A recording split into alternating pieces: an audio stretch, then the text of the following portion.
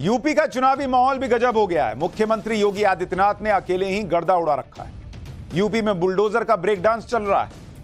उधर अखिलेश यादव भी पसीना बहा रहे हैं कि वो योगी को टक्कर दे पाए। चौथे चरण में खुद अखिलेश की सीट भी है और इसलिए अखिलेश को ज्यादा टेंशन हो रही होगी। इसके अलावा चौथा चरण पूरी तरह से बीजेपी के पक्ष में पिछली बार रहा था, इसलिए अखिलेश के लिए इस चरण में एक भी सीट निकालना पहाड़ जैसी चुनौती है। अखिलेश यादव के लिए पहाड़ जैसी चुनौती इसलिए भी है क्योंकि सीएम योगी ने तय कर लिया है कि यूपी में एक भी सीट विपक्ष को नहीं देना। एक एक सीट के लिए विपक्ष को तरसा देना है। सीएम योगी ने आज यूपी में खीरी, सीतापुर, धौरहरा में रैलियां की और इन रैलियों में चुनाव की नई लाइन तय कर दी कि अब चुनाव राम भक्तों और रामद्रोहियों के बीच बंट गया है। एक बार योगी आदित्यनाथ को सुनिए, फिर बताऊंगा कि यूपी में चुनाव के बीच बुलडोजर डांस कहां होने लगा है। पूरा चुनाव अब तो राम भक्तों और रामद्रोहियों के बीच में बंट करके रह गया है। एक और राम भक्त है, पूरे देश का राम भक्त एक और खड़ा है और वह एक स्वर से बोल रहा है, जो राम को लाए हैं हम उनको लाएंगे। और दूसरी तरफ रामद्रोही है, वे कहते हैं मंदिर बेकार बना है। वे कहते हैं मंदिर बनाने की आवश्यकता ही नहीं थी।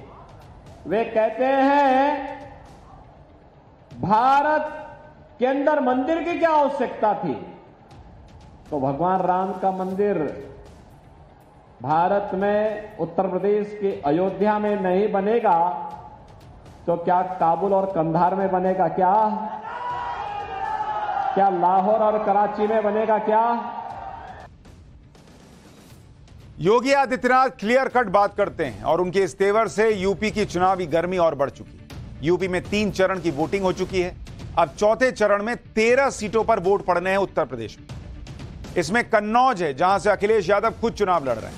इसके अलावा उन्नाव, इटावा, कानपुर, बहराइच, खीरी, शाहजहांपुर, सीतापुर और हरदोई के अलावा फर्रुखाबाद, धौरहरा और अकबरपुर और मिश्रिक की सीट शामिल है। यह सेंट्रल यूपी और अवध बेल्ट का इलाका है जहां बीजेपी के सामने कोई दूर दूर तक नहीं है। अगर आपको 2019 का रिजल्ट दिखाऊं तो यूपी में जो चौथा चरण है इसमें बीजेपी ने 13 की 13 सीटें जीत ली थी 2019 में। एक भी सीट इंडी गठबंधन के पास नहीं आई। यानी ना समाजवादी पार्टी, ना बीएसपी, ना कांग्रेस, सबका सुपड़ा साफ कर दिया था बीजेपी ने इस चौथे फेज की 13 सीटों पर। इस बार भी सीएम योगी ने तय किया है कि चौथे चरण की एक भी सीट किसी को नहीं लेने देंगे। सीएम योगी की पॉपुलैरिटी का हिसाब इसी से लगाइए कि कल वो फर्रुखाबाद में रैली करने गए तो उनके स्वागत में लोग बुलडोजर लेकर पहुंच गए। सीएम योगी के स्वागत में करीब 1 दर्जन बुलडोजर लेकर लोग चुनावी रैली वाले मैदान में गए। रैली से पहले योगी के समर्थकों ने बुलडोजर को गोल गोल नचाना शुरू कर दिया। बुलडोजर का यह डांस सोशल मीडिया पर खूब वायरल हो रहा है, जरा देखिए।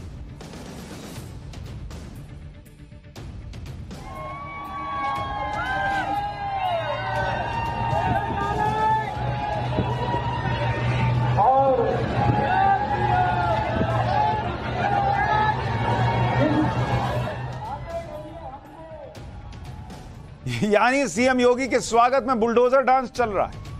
वहीं यूपी में चौथे चरण की सभी 13 सीटों पर बीजेपी को जीत का बहुत भरोसा है और यह भरोसा इसलिए है क्योंकि 2019 में इन 13 सीटों में 10 सीटों पर बीजेपी की जीत का मार्जिन 12% से 32% तक।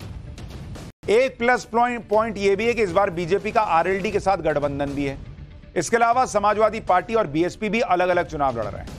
बीजेपी का कॉन्फिडेंस इसी से दिखता है कि कानपुर, बहराइच छोड़ किसी भी सीट पर कैंडिडेट नहीं बदला गया।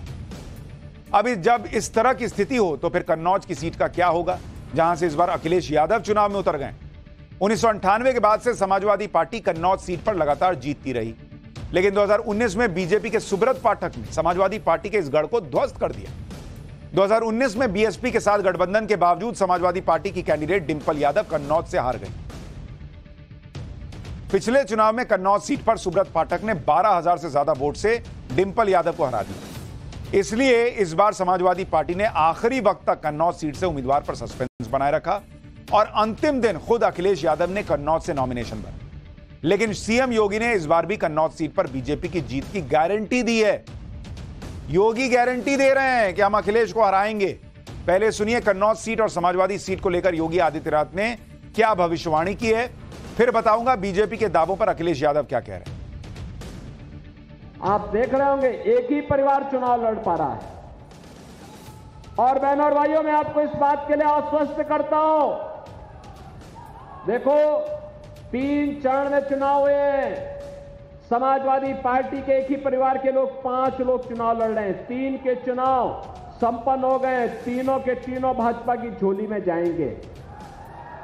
चौथे चरण में कन्नौज में भी चुनाव होने जा रहा, वही भाजपा के झोली में जाएगा। और छठे चरण में आजमगढ़ में होगा, वो भी भाजपा की झोली में जाएगा। एकदम 0/0 होगा इनका, खाता ही नहीं खुलने देंगे। उधर समाजवादी पार्टी के अध्यक्ष अखिलेश यादव ने भी आज बहराइच और लखीमपुर खीरी में चुनावी रैलियां। अखिलेश यादव ने शुरुआत के 3 चरण के चुनाव के बाद यूपी ही नहीं देश भर में बीजेपी का बैलेंस डगमगाने का दावा किया। साथ ही अखिलेश ने कहा कि बीजेपी हार के डर से इतना घबरा गई है कि तीसरे चरण के बाद 400 पार का नारा देने वाले नेताओं की भाषा बदल गई। अखिलेश यादव को एक बार सुनिए, फिर आपको यूपी में चौथे चरण की एक और हॉट सीट का गणित बताऊंगा। ये सरकार वाले सोच रहे हैं कि अब उनका क्या होगा, भाषा बदल गई इनकी क्या नहीं बदल गई। पिछले 3 चरणों में जब से ये हारे हैं, इनके बड़े बड़े नेताओं की भाषा बदल गई है। और दिल्ली वाले जो प्रधान सांसद हैं, वो तो जाने कितना घबरा गए हैं। अब तो वो अपने ही खासम खास लोगों के लिए बुरा भला कह रहे हैं, जो सबसे करीब थे उनके, जो दाना पानी का इंतजाम करते थे, उनके खिलाफ ही हैं।